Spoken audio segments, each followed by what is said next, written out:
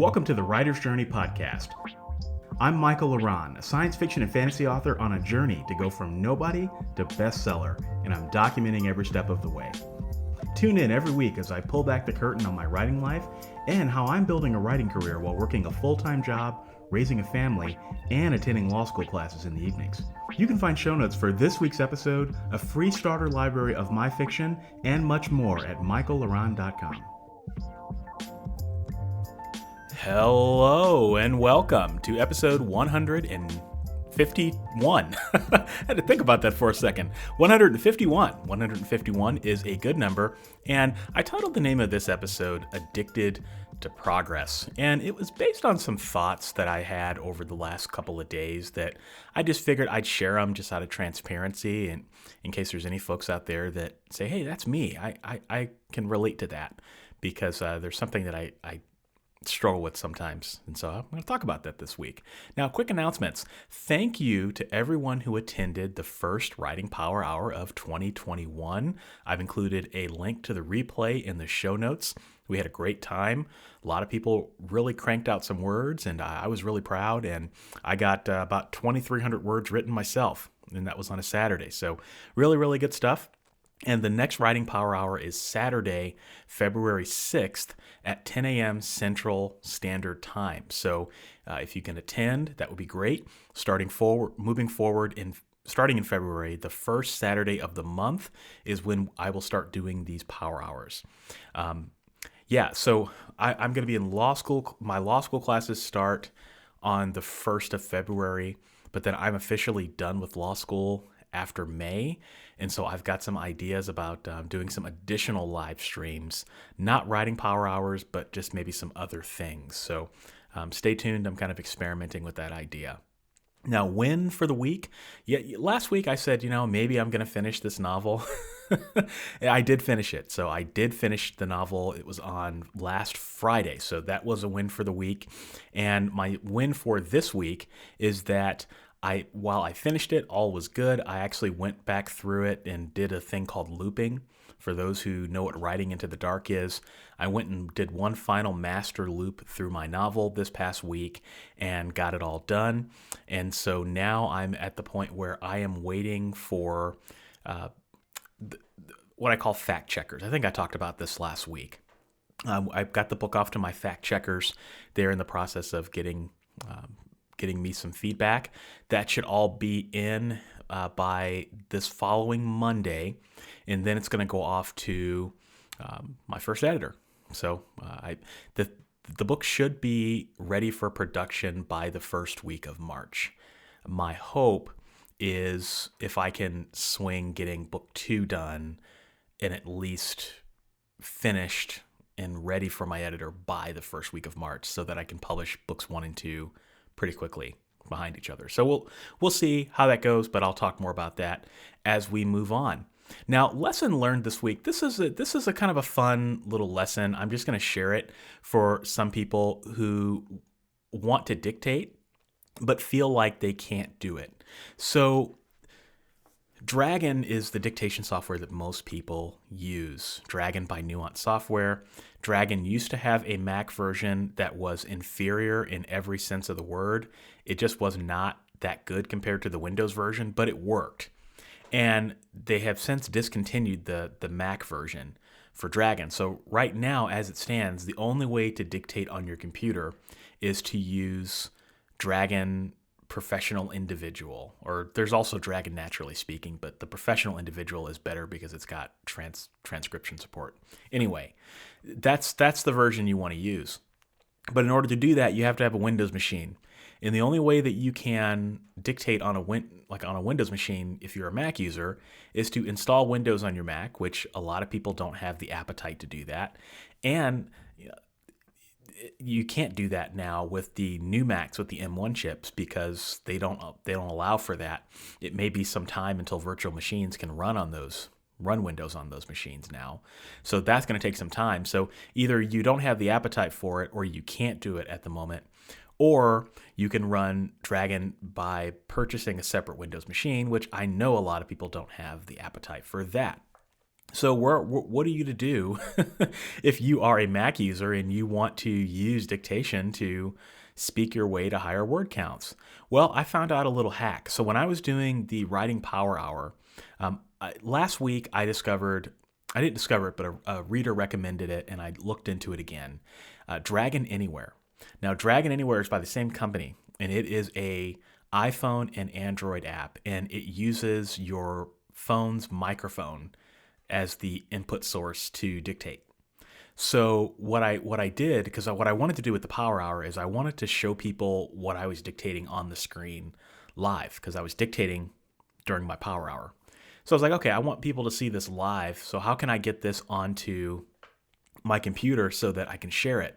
So what I found was that I got Dragon Anywhere, which I already pay for a subscription for. I use it. I've been using it to dictate while I've been doing dishes, walking my dog, all that stuff. So I already had it. So I was like, okay, I put Dragon Anywhere on my phone, and then I used the screen mirroring feature on my iPhone to get my iPhone's display onto my desktop. So there was a program I downloaded. It was a free program called AnyTrans, and it basically allows you to do that. There's other programs that let you do that too. So basically, I was dictating on my phone, but I was displaying that on my computer, and then I was able to see what I was dictating, and then I was able to share it. And I thought that's a really cool dictation hack for anyone who doesn't like the prospect of dictating on their phones, because Dragon Anywhere is it's for iPhone only. Well, just display what's on your phone on your screen, and then it's the same as if you were dictating on Dragon for Mac, for example. So just consider that. It's really easy to do. It doesn't cost you. I mean, like I said, I did it for free, and there's apps that can help you do it cleaner and easier.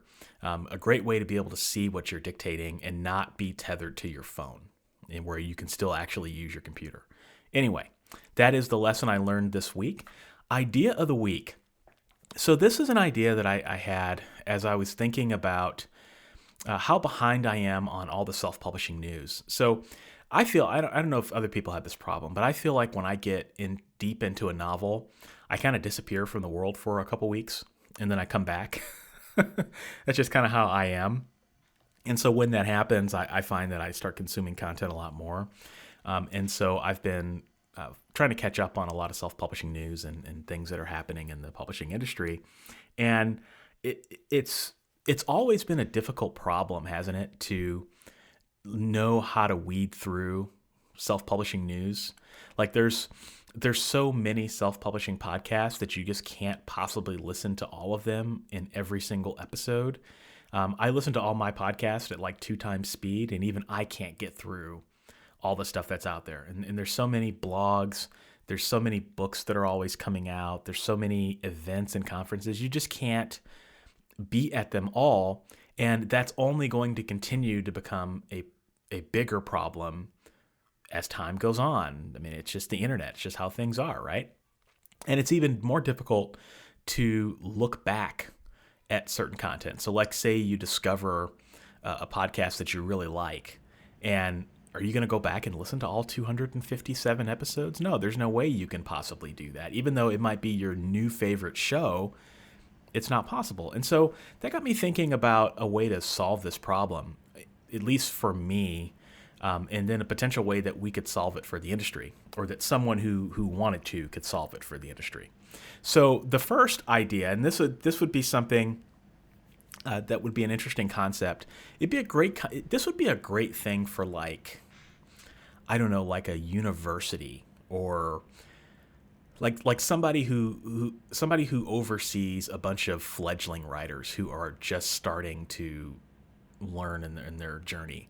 But the idea is somebody out there whose sole job it is to listen to, read, and consume self-publishing advice, and then summarize it and list out the takeaways from each episode. So like, for example, in any given week, you're going to have the Creative Pen, you're going to have the Sell More Book Show, you're going to have, I think, the 6-Figure Author, you're going to have all these different shows and blogs and things out there. Wouldn't it be great if somebody that was their sole job? That's all they did, was just consume all of this content and find ways to give you what the sound bites are. And then if you like the sound bites, or if you like the tips in there, you can go off and consume the full episode on your own time. It's kind of like the hot sheet by Jane Friedman. She does this with publishing industry news, but it's not like the hot sheet in that this would be something that would be for strictly self-publishing. So that's the first part. If there was some brave soul out there that was willing to do that, just imagine the things that you would, that's why I said this would be great for like a university to do, because just imagine all the things you would learn and the body of knowledge that you would build. But yeah, this would require somebody who, like I said, it's their sole job. You probably are not a writer, or if you are a writer, that plays second fiddle to this, which is why I think most people don't do it or wouldn't think about doing this. I think that a full-time author or a mega bestseller could also solve this problem for themselves, to just create a full-time position for somebody whose job is to do that. Your job is to keep a pulse on the market. You pay somebody. I think of somebody like if John Grisham woke up one day and said, you know what, I'm gonna get into self-publishing. I want to know all there is to know, and I want to stay on top of everything. Well, just pay somebody a full-time salary and just make that their job, and ideally it would be somebody that has, an interest in self-publishing and who likes to read, that, to me, that's an easy way to solve the problem if you're further down the road, but most of us don't have that luxury. But I also think that this could be an AI service.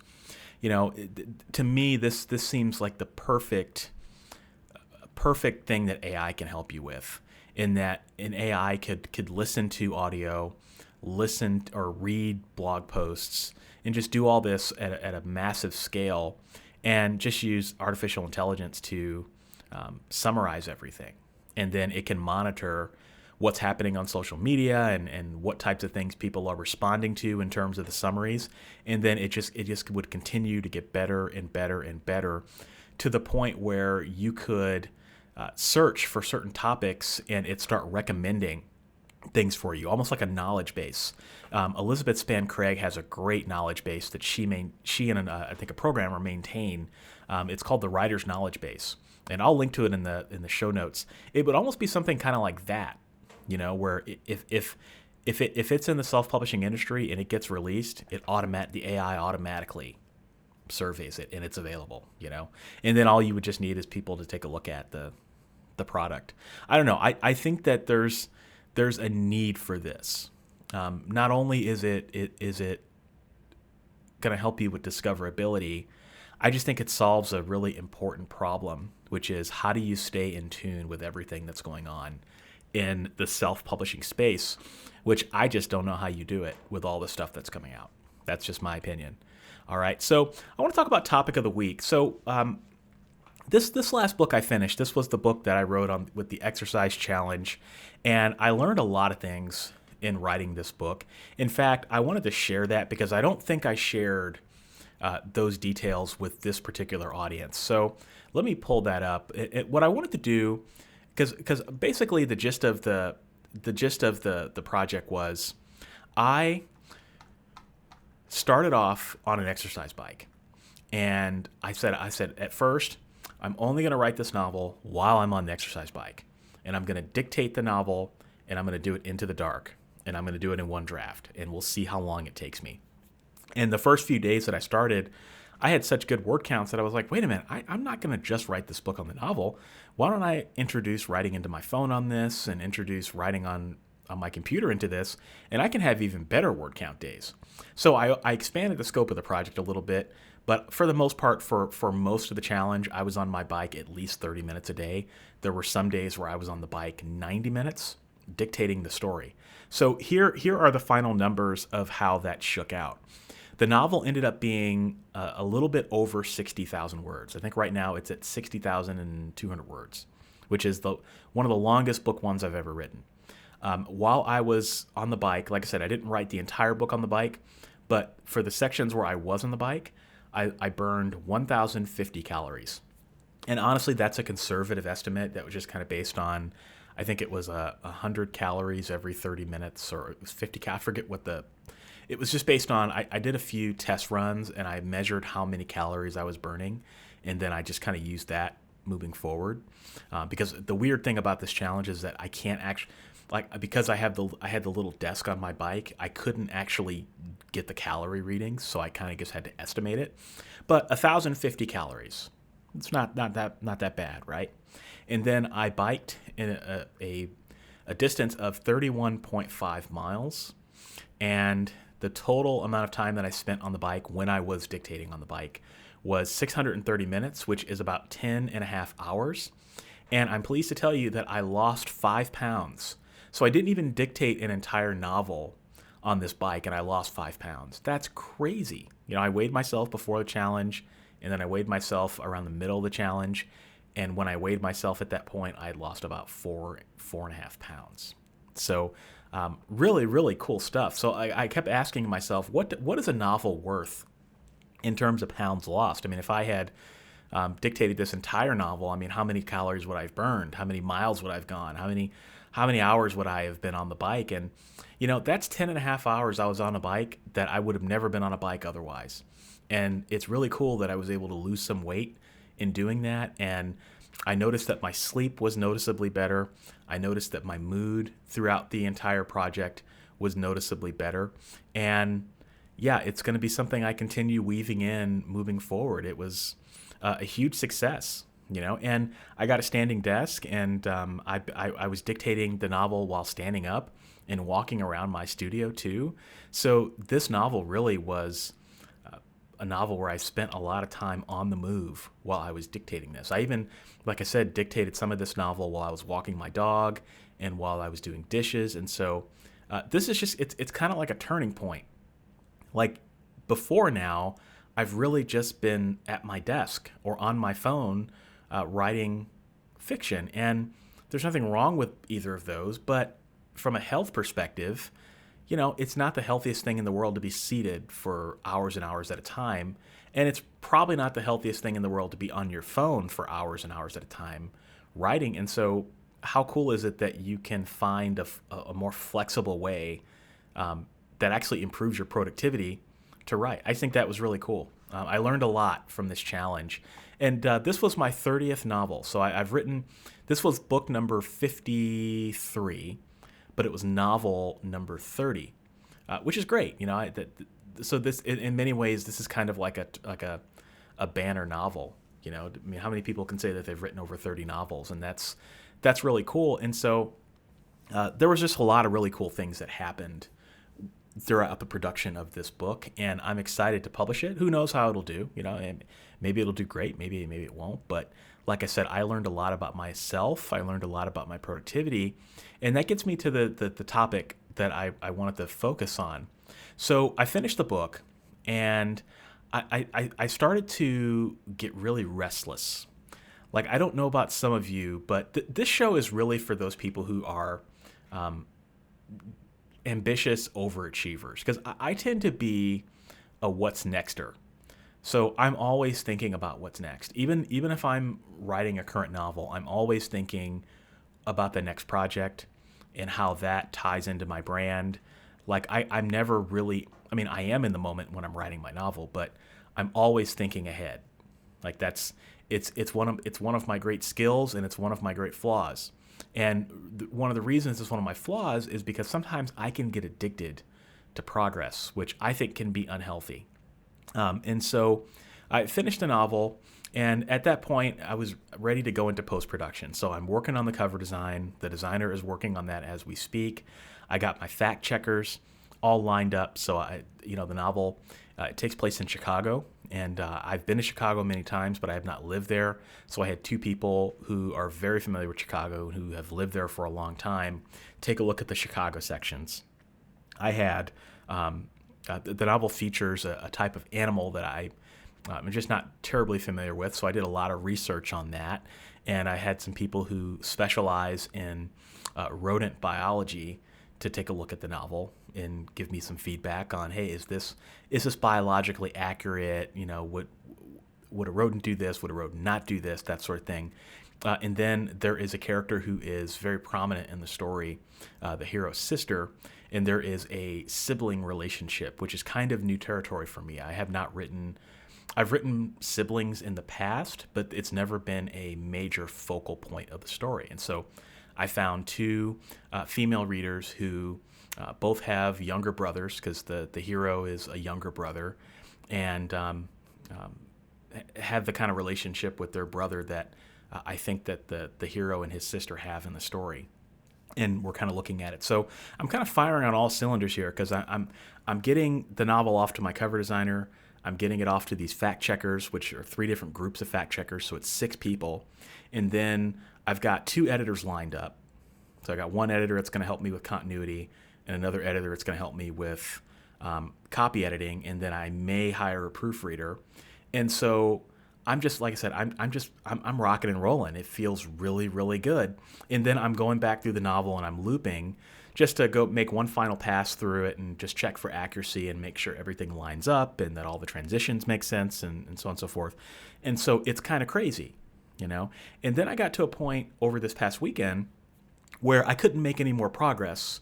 Like everything I could push forward was pushed forward, and I was in this really weird like stillness.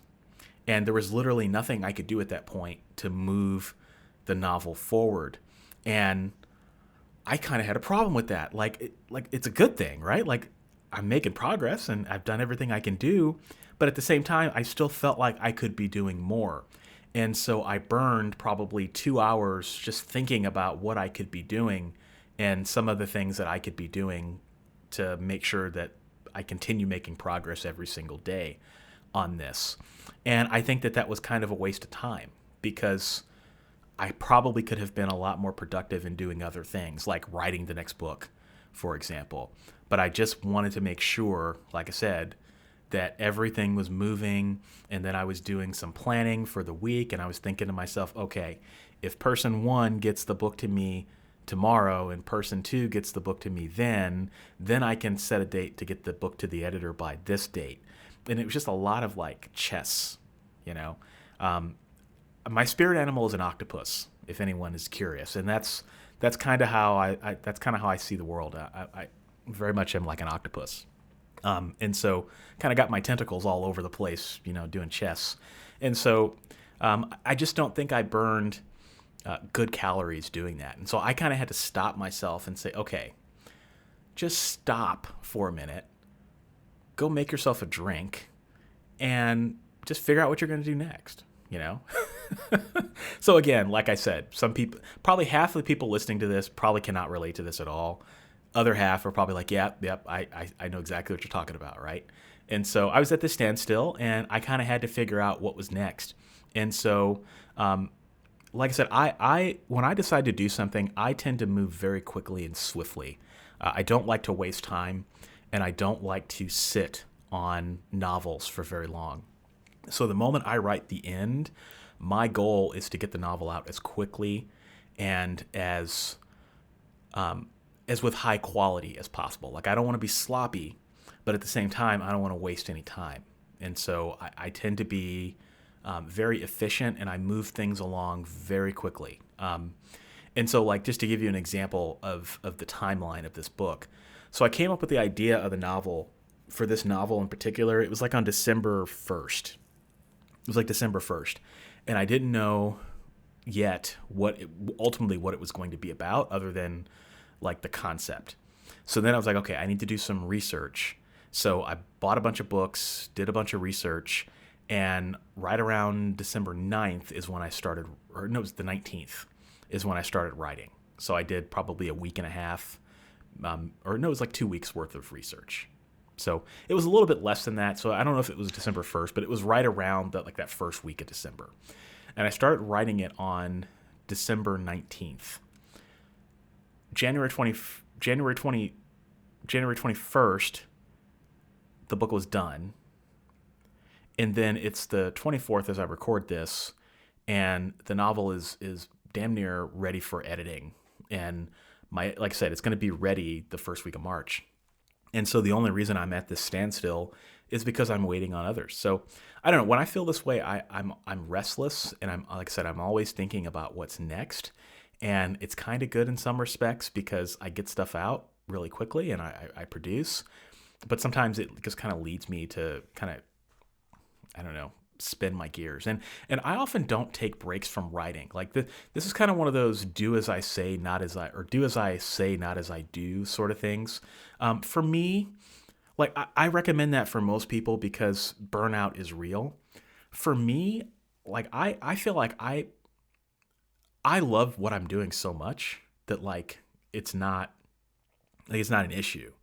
Like I love writing so much. I love every aspect of being a writer. Like there's no aspect that I don't like.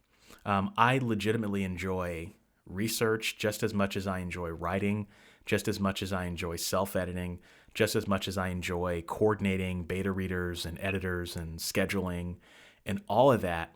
And so for me, I really don't take breaks or days off unless I'm tired, unless I'm sick, or unless I'm not feeling inspiration, which is really not that often. So while I am somebody that produces books at a very, very rapid rate, I also like to think that I have a very healthy approach to it, which I don't know. Like I said, for me, like this sort of thing does not burn me out. What burns me, what would burn me out would be writing to market or, writing books based on what readers think. But for me, I almost think that I can't burn out at this point because I'm writing the books that I want to write. I'm having a blast doing it. And yeah, like I said, from the moment I wake up until the moment I go to sleep, when I'm not at work, this is what I'm thinking about. And so I don't often take breaks from writing because, like I said, I'm addicted to progress.